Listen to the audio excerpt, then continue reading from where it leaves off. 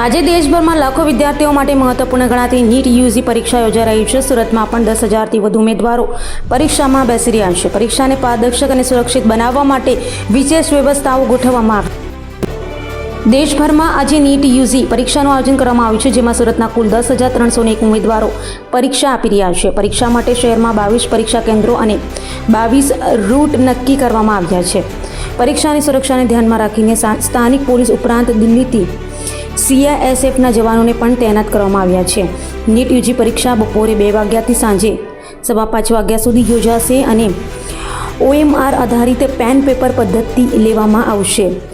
પરીક્ષામાં કુલ 180 પ્રશ્નો પૂછવામાં આવશે, જ્યારે કુલ 720 ગુણ નક્કી કરવામાં આવ્યા છે। નેશનલ ટેસ્ટિંગ એજન્સી દ્વારા ઉમેદવારોને સમયસર પરીક્ષા કેન્દ્ર પર પહોંચવાની ખાસ સૂચના આપવામાં આવી છે। ઉમેદવારોને સવારે 11 વાગ્યાથી બપોરે 1:30 વાગ્યા સુધી કેન્દ્રમાં પ્રવેશ આપવામાં આવશે, જ્યારે 10:30 વાગ્યા બાદ કોઈપણ ઉમેદવારને પ્રવેશ આપવામાં આવશે નહીં।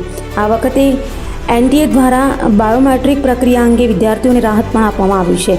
જો કોઈ ઉમેદવારને બાયોમેટ્રિક વેરિફિકેશનમાં સમસ્યા સર્જાય, મશીનમાં ખામી હોય, ડેટાની ગુણવત્તા નબળી હોય, UIDAI સર્વરમાં ટેકનિકલ સમસ્યા હોય અથવા ઉમેદવાર બાયોમેટ્રિક આપવા સક્ષમ ન હોય, તો તેવા કિસ્સામાં ઉમેદવાર અંડરટેકિંગ ફોર્મ ભરીને પરીક્ષા આપી શકશે।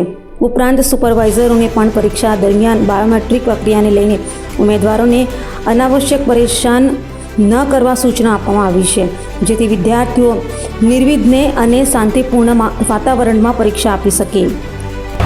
મારું નામ ભૂટાણી રવિ છે। અત્યારમાં હું નીટ દેવા આવ્યો છું। આ 1 મહિનાનો ગાળો મળ્યો તો ફ્રેશર હોય એના માટે થોડુંક અઘરું પડે, પણ ડ્રોપર હોય એ સારી રીતના રિવિઝનને કવર કરી નાખે। અત્યારમાં એવું લાગતું નથી ઇઝી પેપર કાઢે જેવું સરકાર ઉપર પ્રેશર છે એમ। અત્યારે કાં મોડરેટ કાઢશે કાં હાર્ડ કાઢશે। આગલી વખતે તો એવું ઇઝી હતું, થોડુંક તો લાગતું હતું 600 ઉપર 600 આજુબાજુ કટો અટકાવે, હવે જો મોડરેટ કે એવું કાઢશે તો 610-20 આજુબાજુ જાય, વધારે નહીં જાય। મારું નામ રાખોલિયા મુકેશભાઈ છે। કાકા, જે બીજી વખત નીટની પરીક્ષા યોજાવા જઈ રહી છે, બાળકો પરીક્ષા કેન્દ્ર પર પહોંચી ગયા છે, એક વાલી તરીકે શું કહેવું છે તમારે?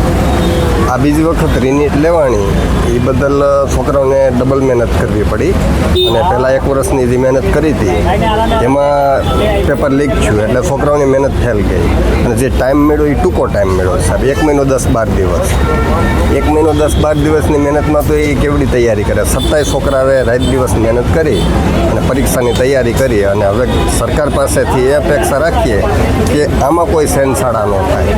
જો આમાં કાંઈ થાય તો છોકરાઓને આગળ શું કરવું, એનું ભવિષ્ય ક્યાં જઈને ઊભું રહીએ, એ વાતનો મેઇન પ્રશ્ન છે સાહેબ। એટલે એવી અપેક્ષા રાખીએ કે આ વખતેની એક્ઝામ શાંતિપૂર્ણ દેવાય અને કોઈ જાતની ખલેલ કે કોઈ વસ્તુ ન થાય એવી અપેક્ષા છે।